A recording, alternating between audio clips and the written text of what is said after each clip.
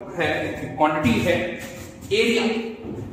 पिछले कल लेक्चर्स में थोड़ा सा हमने डिफाइन किया था, एरिया की बात करते हैं। एरिया वेक्टर होता है या स्केलर, इसकी बातचीत आपसे करनी है। तो एरिया आप जानते हैं कि एरिया एक वेक्टर क्वांटिटी होता है। एरिया आपका क्या होगा, एक वेक्टर क्वांटिटी होता है, ये ध्यान रखेंगे। ठीक है, उस दिन हम आपसे पिछले लेक्चर्स में हमने आपसे बताया था कि कैसे एरिया आपका वेक्टर होता है कि अगर आपको एक ये आपका कोऑर्डिनेट सिस्टम है,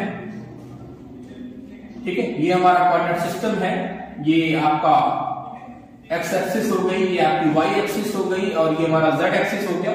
यहां पर हमको एक स्क्वायर अगर आप ले लें, ठीक है, एक स्क्वायर ले लें, से ए बी सी डी एक स्क्वायर है और इसकी एक साइड ए है, ठीक है। तो नॉर्मल आपसे पूछा जाए कि इसका एरिया क्या होगा तो आप बता देंगे तुरंत ही ए स्क्वायर, ठीक है, होता है a square, magnitude A square होगा।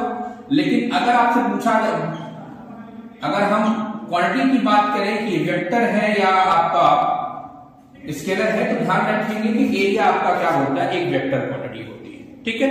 फिर हम आपसे बातचीत में हमने आपसे बताया था कि आपके जब आप फिजिक्स पढ़ते हैं, फिजिक्स में देखिए अगर आपके पास कोई 2D बॉडी है तो फिजिक्स में हम उसको क्या कहते हैं भैया, ओपन सरफेस मान के चलते हैं। और यहां पर एरिया वेक्टर की जो डायरेक्शन होती है वो परपेंडिकुलर होती है, इनसाइड आउटसाइड दोनों हो सकती है, आउटवर्ड डायरेक्शन इनवर्ड डायरेक्शन दोनों में हो सकती है, ठीक है। लेकिन अगर आप 3 डायमेंशनल बॉडी की बात करते हैं तो 3 डायमेंशनल बॉडी को हम यहां पर क्या कहते हैं, आपका क्लोज सरफेस कहते हैं। 2 डायमेंशनल बॉडी है, ओपन सरफेस है, 3 डायमेंशनल बॉडी है तो क्लोज सरफेस है। एरिया वेक्टर की बात करें तो अगर आपका सरफेस 2D है तो एरिया वेक्टर आपका आउटसाइड भी हो सकता है, इनसाइड भी हो जाएगा। लेकिन अगर हम आपसे बात करें कि हम कहें कि अगर आपका सिस्टम कैसा है भैया, अगर 3 डायमेंशनल है तो 3 डायमेंशनल में आपका जो एरिया वेक्टर, जो आपका एरिया वेक्टर की डायरेक्शन होगी वो आउटवर्ड ही होती है, ठीक है, ये ध्यान रखेंगे। तो आइए हम शुरुआत करते हैं। आज शुरुआत पहले करेंगे इलेक्ट्रिक फ्लक्स।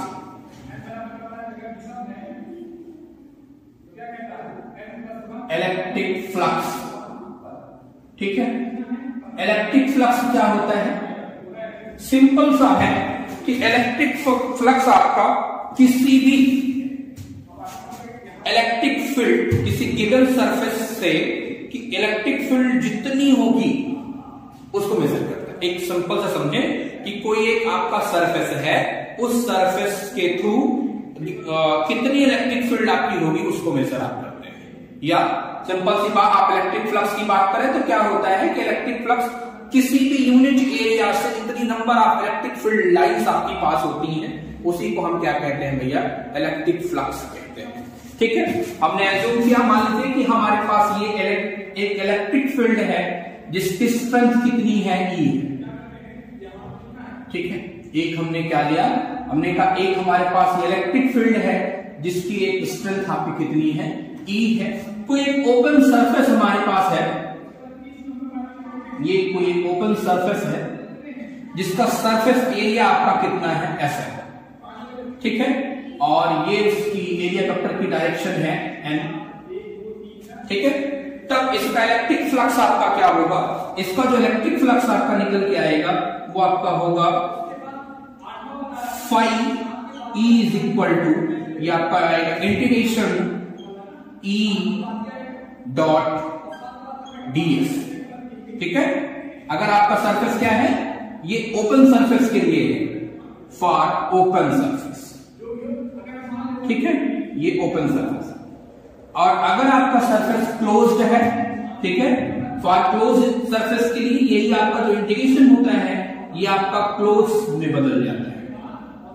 इंटीग्रेशन में आपका क्या हो जाएगा, क्लोज हो जाएगा, ये आपका हो जाएगा क्या, क्लोज्ड सरफेस, ठीक है, ये ध्यान रखिए, ठीक है। ये आपका हो गया कि electric flux for a close surface के लिए आपका क्या हो जाएगा, ईडीएस हो जाएगा, इंटीग्रेशन ईडीएस हो जाएगा।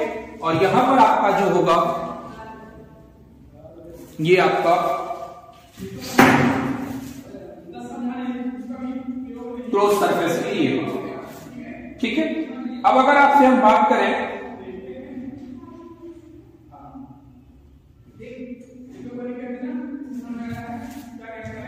ठीक है, अगर इसमें आगे की हम बात करें आपसे कि आपका कौन कौन से फैक्टर्स आपके इलेक्ट्रिक फ्लक्स, आपका जो इलेक्ट्रिक फ्लक्स होता है डिपेंड किस पे करेगा, तो ध्यान रखेंगे इलेक्ट्रिक फ्लक्स आपका ये डायरेक्टली डिपेंड करेगा आपके इलेक्ट्रिक फील्ड पर, ठीक है। इलेक्ट्रिक फील्ड आपका जो मैग्नीट्यूड होगा वो डायरेक्टली उस पर डिपेंड करता है।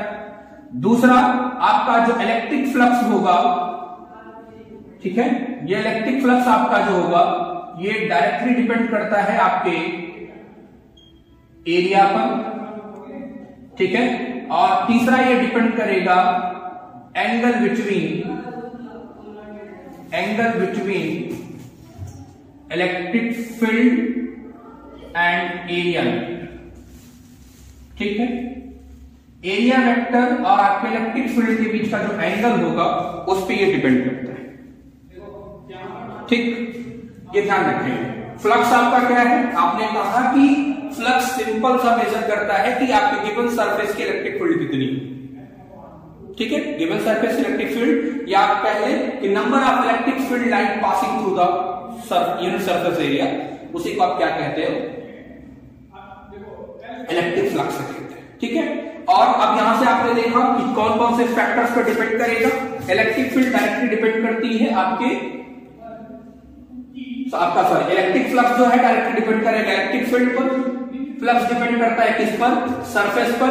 जितना लार्ज सरफेस एरिया होगा फील्ड उतनी ज्यादा आपको मिलेगी, जितना स्मॉल सरफेस होगा उतना आपको कम। अगर इसको एक फिगर से समझें तो देखिए क्या होगा, एक सरफेस हम बना रहे हैं, देखिए एक सरफेस आपका ये हो गया, ठीक है, एक दूसरा सरफेस आपका ये हो गया, ठीक है। ये इलेक्ट्रिक फील्ड आपकी हो गई, ये एक इलेक्ट्रिक फील्ड है,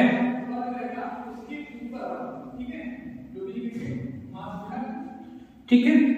तो देखिए इस सरफेस से आपकी कितनी इलेक्ट्रिक फील्ड पास हो रही है, लाइन 1 2 3 4 पास हो रही और इससे 2 पास हो रही, तो इसका इलेक्ट्रिक फ्लक्स ज्यादा होगा, इसका आपका कम होगा, ठीक है। ये ध्यान रखिए। और थीटा पर डिपेंड करती है, ये तो आप जानते ही हैं, ठीक है। ये आपका हो गया। कुछ स्पेशल केसेस हैं जो आइए आपसे हम चर्चा करते हैं। पहले जो केस है वो केस है कि अगर आपका जो सरफेस है ये आपके फील्ड के परपेंडिकुलर रखा गया, कैसा होगा, फील्ड आपका जो है वो आपका जो सरफेस है वो आपके फील्ड के परपेंडिकुलर।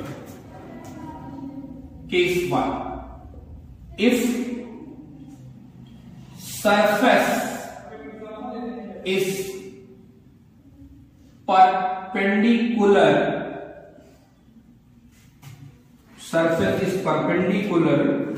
to the field,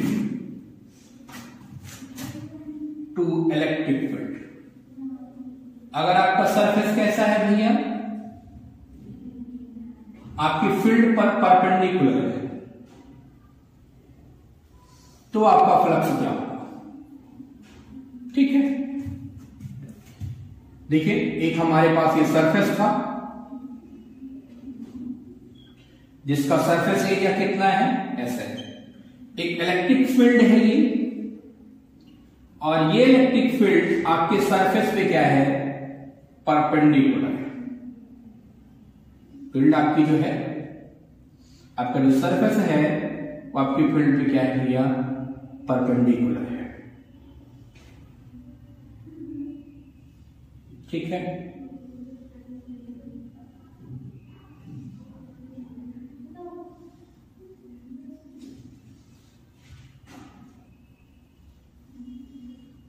पहली केस है कि ये आपका सरफेस है,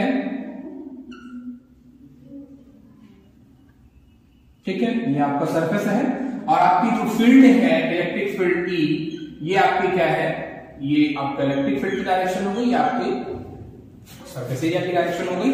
तो कह रहे हैं कि आपकी जो फील्ड है वो क्या है भैया, आपके प्लेन पर परपेंडिकुलर है ना। यानी कि if surface area is perpendicular to the electric field, जब आपका परपेंडिकुलर होगा तो आपका जो एरिया वेक्टर और इलेक्ट्रिक फील्ड के बीच का जो एंगल होगा वो कितना होगा, थीटा 0 हो जाएगा। थीटा 0 होगा तो आपका फ्लक्स कितना होगा भैया, फ्लक्स आपका हो जाएगा E, पढ़ाया ना आपने, क्या है कि E ds है, डॉट प्रोडक्ट है, तो ये आपका बराबर क्या हो जाएगा, E ds cos 0 और आपका कितना हो जाएगा इलेक्ट्रिक फील्ड ES हो जाएगा। ठीक है, अगर आपका सरफेस कैसा है, आपका सरफेस परपेंडिकुलर है आपकी फील्ड पे। ठीक है, दूसरा अगर हमने कहा, दूसरा केस क्या है कि अगर आपका सरफेस जो है, if surface is parallel, if surface is parallel to the electric field, if surface is parallel to the electric field, ठीक है, अगर सरफेस आपका कैसा होगा, पैरेलल। सरफेस पैरेलल होने का मतलब क्या है कि ये आपके इलेक्ट्रिक फील्ड्स हैं, ये आपके इलेक्ट्रिक फील्ड की डायरेक्शन है। देखिए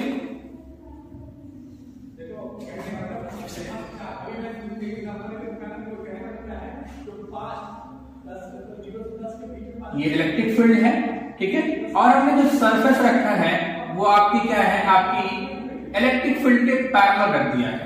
ठीक है, ये आपका सरफेस है जिसका सरफेस एरिया कितना है, S है, तो ये आपकी इलेक्ट्रिक फील्ड हो गई और आपका जो सरफेस एरिया वेक्टर होगा, एरिया वेक्टर आपकी डायरेक्शन ये हो जाएगी। तो इनके बीच का जो एंगल है, ठीक है, इनके बीच का जो एंगल होगा वो आपका कितना हो जाएगा भैया, थीटा। थीटा आपका क्या हो गया, 90। थीटा अगर 90 हो गया तो आपका फाई ई कितना हो जाएगा, 0। ठीक है, ये ध्यान रखेंगे कि अगर आपका सरफेस कैसा है, आपके फील्ड पर परपेंडिकुलर है, तो आपका जो इलेक्ट्रिक फ्लक्स होगा वो इतना होगा, और अगर आपका सरफेस कैसा है, पैरेलल है, तो आपका जो है इलेक्ट्रिक आपका जो फ्लक्स होगा वो इतना होगा, 0। ठीक है, ये न्यूमेरिकल सॉल्व करते समय हमें जरूरत पड़ जाती है कभी कभी कि आपको सीधा सीधा याद रहेगा, अगर सरफेस परपेंडिकुलर है तो एंगल कितना हो जाएगा, 0, मतलब एरिया वेक्टर और इलेक्ट्रिक फील्ड की डायरेक्शन सेम होगी तो एंगल 0 हो गया, और अगर आपका सरफेस पैरेलल है तो एंगल कितना हो जाएगा, 90। एंगल 90 हो गया तो फाई क्या हो जाएगा, 0 हो जाएगा। ठीक, अब आगे बात करते हैं आपसे,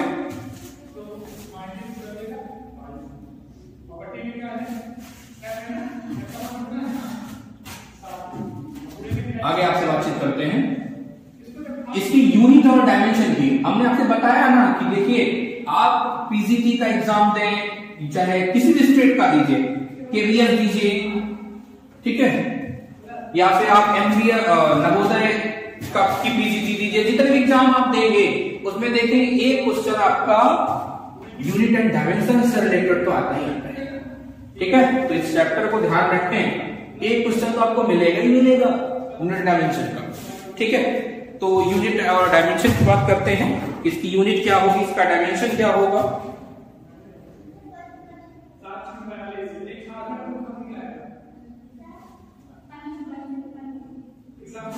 इसकी यूनिट और डायमेंशन की बात करते हैं,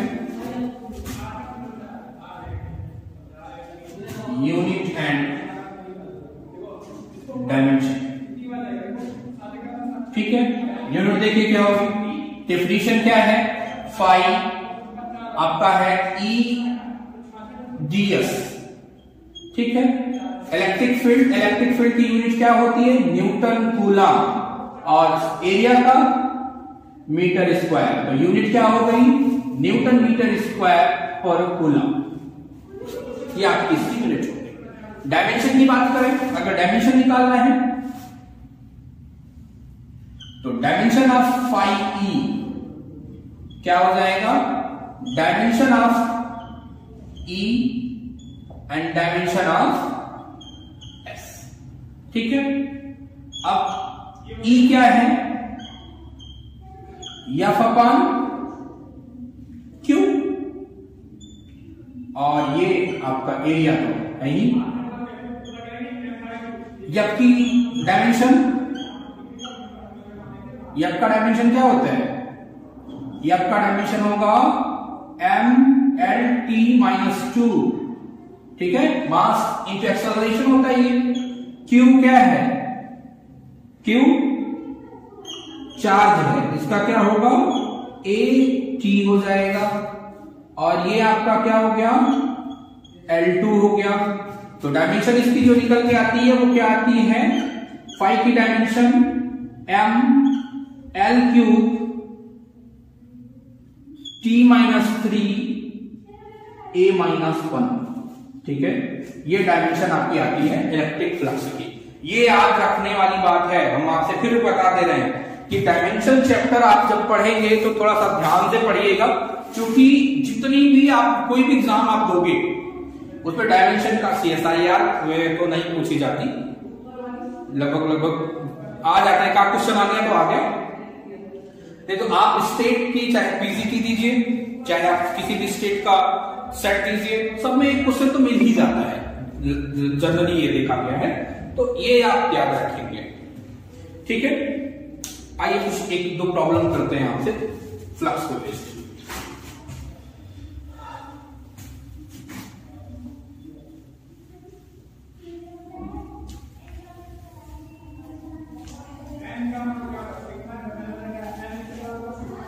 फ्लक्स पे बेस्ड एक प्रॉब्लम है कि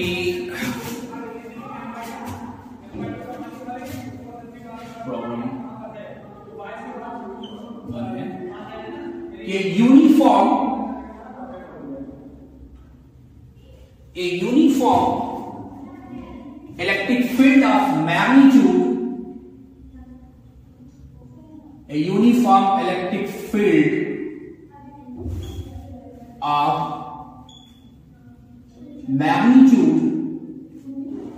मैग्नीट्यूड कितना दिया है?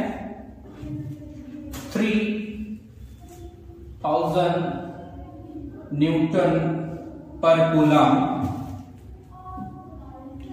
is directed at angle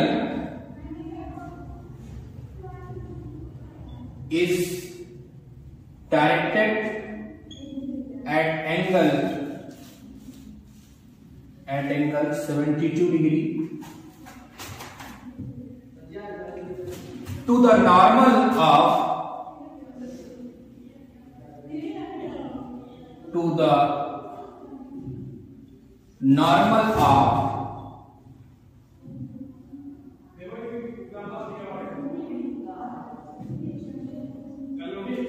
rectangular surface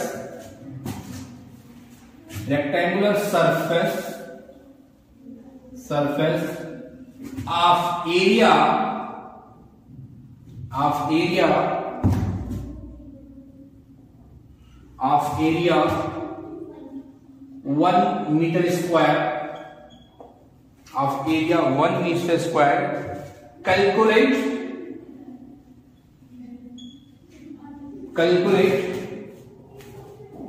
the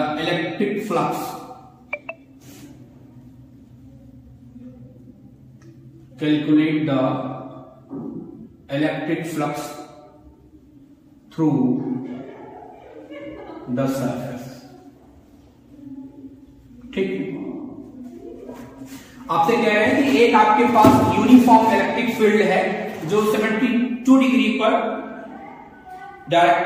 कोई एक प्लेन है जो उस पर रखा गया है 72 डिग्री, उसके एरिया वेक्टर और जो आपका रेक्टेंगल है उसके बीच का एंगल कितना है? 72 डिग्री है। तो कह रहे हैं कि calculate the electric flux through the surface, ठीक है भैया, बात समझिए। कह रहे हैं कि हमारे पास क्या है? एक इलेक्ट्रिक फील्ड है जिसका मैग्नीट्यूड कितना है? 3000 न्यूटन, 3000 थोड़ा ज्यादा हो जाएगा, चलिए बदल देते हैं 200, 3000 रख लेते हैं, 3000 newton per coulomb is directed at angle 72 degree at the normal of rectangular surface of area 1.0 metre square, तो calculate the electric flux through the surface. ठीक है, तो अब आप देखिए, आपसे कह रहे हैं कि हमारे पास एक सरफेस है, रेक्टेंगुलर सरफेस है, एंगल कितना है 72 डिग्री है, फील्ड जो है, फील्ड की जो स्ट्रेंथ दी है वो कितनी है 3000 न्यूटन पर कूलम दिया है। तो आपसे फ्लक्स पूछ रहे हैं, देख लीजिए फ्लक्स क्या है, क्या गिवन किया गया है, ई आपका है न्यूटन पर कूलम, थीटा आपको कितना दिया है 72 डिग्री दिया है, और एरिया आपको कितना दिया है, यस क्या दिया है 1 मीटर स्क्वायर। ठीक है, तो फाई आपसे पूछ रहे हैं, फाई क्या होता है ई एस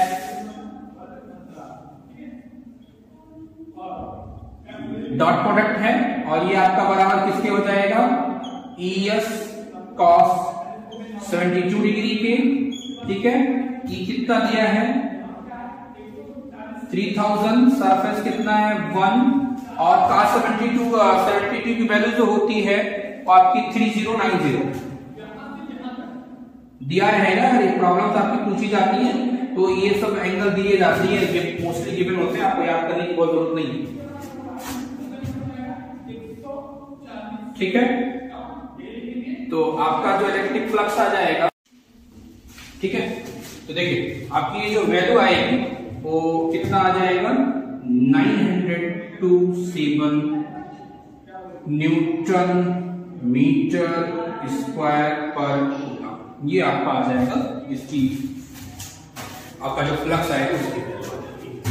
ठीक है, दूसरी प्रॉब्लम देखते हैं, दूसरी प्रॉब्लम क्या है। ठीक है, दूसरी प्रॉब्लम है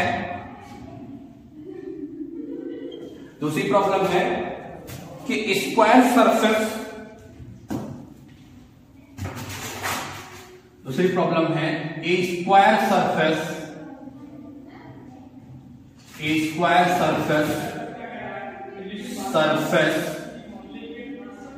of side length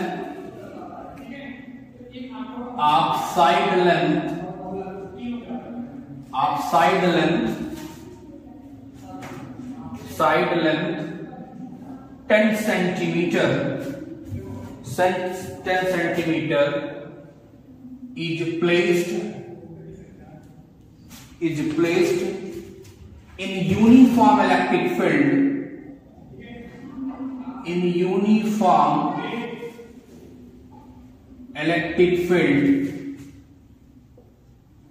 uniform electric field of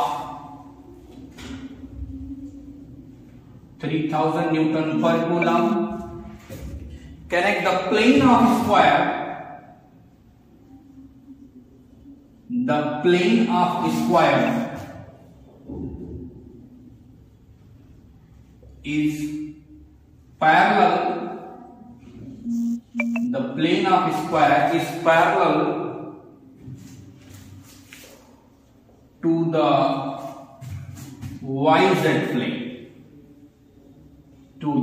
YZ plane. ठीक है, तो कह रहा है क्या करिए, find the calculate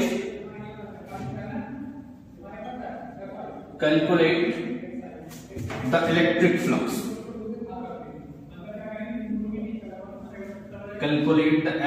flux, through the surface. ठीक है, कह रहे हैं कि आपके पास एक square surface of side length 10 centimetre placed in uniform electric field of 300 newton per coulomb, the plane of square is parallel to the YZ plane, calculate the electric flux through the surface.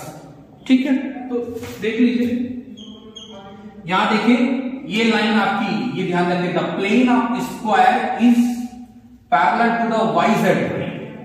ठीक है ना, parallel है, plane of square, जो square का plane है वो parallel है YZ plane के। इसका मतलब एंगल आपका कितना हो जाएगा, आपने पढ़ा है ना कि फिर आपका एरिया वेक्टर परपेंडिकुलर होगा प्लेन के, तो ये जब ये पैरेलल होगा तो एंगल आपका 0 हो जाएगा। E कितना दिया है 3000 न्यूटन पर कूलम, और एरिया आपको कितना दिया है, सॉरी कहां है, 10 सेंटीमीटर, मतलब साइड आपकी कितनी है 0.1 मीटर है, तो एरिया आपका कितना हो जाएगा यस आपका हो गया 0.01 मीटर स्क्वायर, ठीक है। और आपसे एंगल क्या हो जाएगा,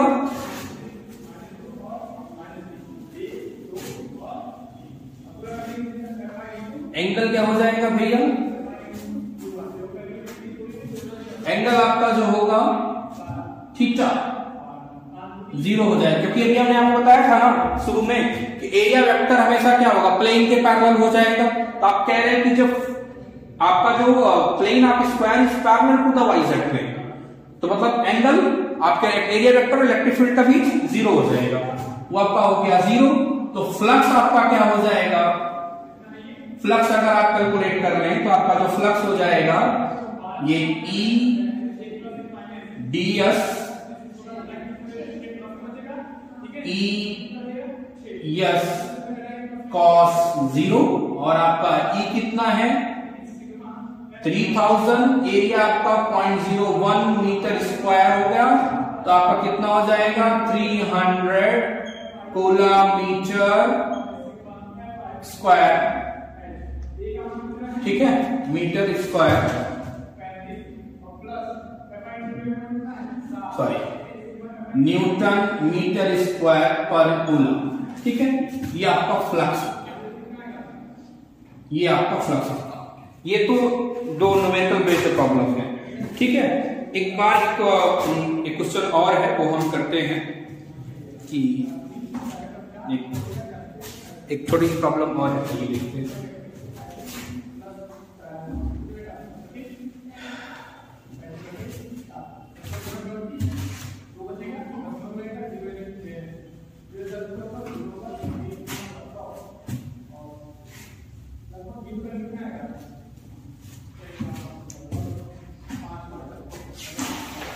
अगली प्रॉब्लम कौन सी है, कह रहे हैं कि ए charge Q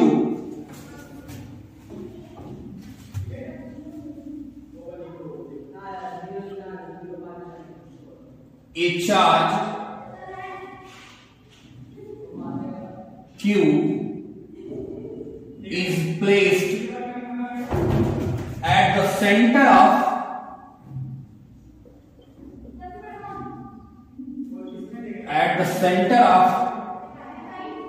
a sphere of radius capital R। तो कह रहा है फाइंड द इलेक्ट्रिक फ्लक्स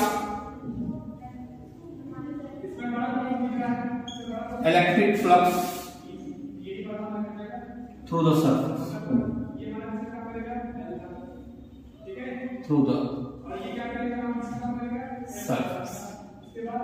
ठीक है। कह रहे हैं आप फ्लक्स बता दीजिए कितना होगा। तो हमने आपको बताया था पहला काम करिए, फिगर बनाइए, बना लीजिए फट से। कह रहा है कि एक आपका चार्ज है Q जो एक आपका स्फीयर है उसके सेंटर O पे रखा गया है।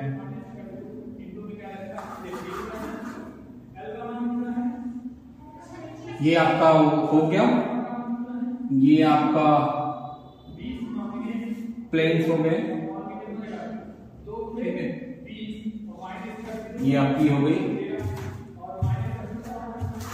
ये आपकी y एक्सिस हो गई, ये आपकी x एक्सिस हो जाएगी, और ये हमारी तरह क्या है कि चार्ज Q आपका सेंटर पर रखा गया है, उसका रेडियस कितना है, ये है r, ठीक है। तो आप यूनिट सरफेस ये निकाल दीजिए, इसका एरिया वेक्टर आपका क्या हो जाएगा, एरिया वेक्टर की डायरेक्शन ये हो जाएगी, ठीक है। तो आपका जो फाई होगा, फाई, ठीक है, ये किसके बराबर होगा, इंटीग्रेशन E ds के हो जाएगा, ठीक है। E की वैल्यू आपके पास नोट ही है, E क्या है, ये आप जानते ही कितना है, फाई ये आपका हो जाएगा 1/4πε0, ठीक है, Q/r², और डायरेक्शन इसकी क्या होगी, r cap.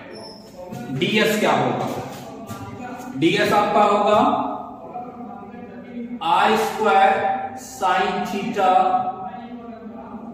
d theta d phi. ये सॉलिड एंगल के डिफिनेशन से आता है, ठीक है, सॉलिड एंगल देख लीजिएगा।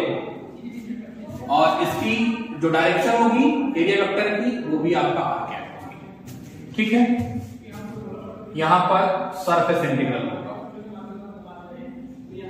ठीक है। अब देखिए दो हैं, थीटा है और फाई, तो थीटा कितना होगा 0 से पाई, फाई कितना होगा पूरा एक सर्कल, पूरा एक, तो ये आपका 2 पाई हो जाएगा, ठीक है। और आपका ये 1/4πε0, r² से r² आपका कैंसिल हो गया, बचा Q sin theta d theta d phi, ठीक है। बाहर करिए, फाई e Q/4πε0, ये बाहर होगा, साइन का करेंगे तो माइनस कॉस थीटा, और ये आपका 0 से पाई, और फाई का करेंगे तो ये हो गया फाई 0 से 2 पाई। तो फाई ई आपका कितना निकल के आ गया भैया, Q/4πε0, और ये आपका हो जाएगा इसकी वैल्यू 2 और इसकी आपकी 2 पाई, तो ये आपका 4 पाई कैंसिल, तो फाई ई कितना हो गया Q/ε0, ठीक है। तो ये आपका कितना हो गया, प्लस आपका Q/ε0, ठीक है। यही तो है गॉस लॉ का स्टेटमेंट, ठीक है। तो आइए गॉस लॉ पढ़ते हैं, गॉस लॉ पढ़ते हैं।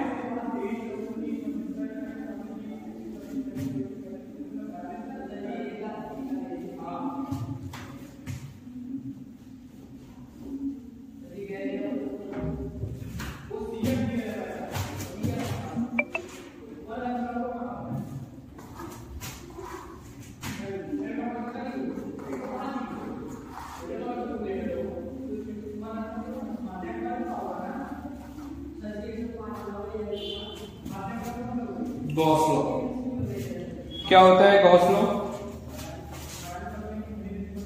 ठीक है। गॉस लॉ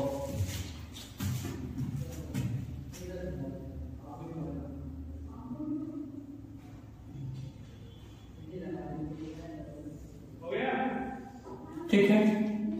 गॉस लॉ क्या होता है, कहते हैं कि अगर कोई आपके पास एक सरफेस है, ठीक है, और उसने Q चार्ज को इंक्लूड, आपका Q चार्ज है, Q चार्ज अगर उस पे आपका इंक्लोज्ड है, तो उस सरफेस का आपका जो फ्लक्स होगा वो क्या हो जाएगा, फ्लक्स आपका जो EDS होगा ये आपका बराबर हो जाता है भैया Q/ε0, ठीक है। अगर क्या है गॉस लॉ समझिए, गॉस लॉ क्या कहते हैं कि अगर आपका कोई सरफेस है जो Q चार्ज को इंक्लोज किया हुआ है, क्लोज सरफेस है, तो उसका आपका जो फ्लक्स होगा वो आपका क्या होता है Q/EDS = Q/ε0।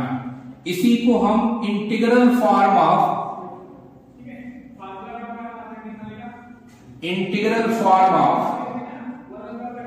गॉस लॉ भी कहते हैं, ध्यान रखेंगे।